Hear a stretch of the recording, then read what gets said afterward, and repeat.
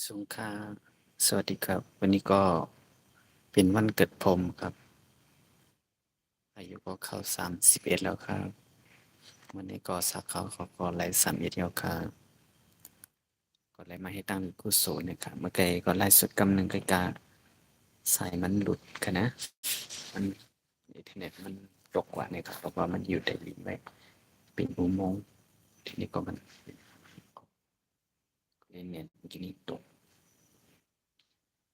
อันนี้ก็ไม่รู้ว่าจะถ่ายได้แค่กี่นาทีครับไม่มีเน็ตเลยแบบตกแบบกระตกเนี่ยครับ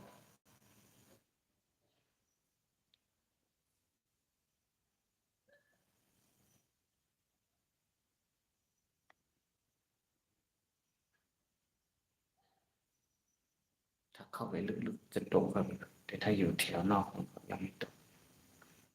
ไม่เข้าไปก่อนว่าจะตกอีกไหม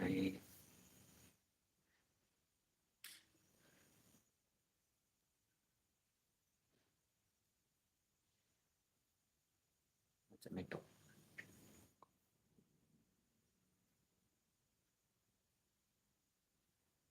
ตอนนี้อยู่ที่วัดอุโมงค์ครับ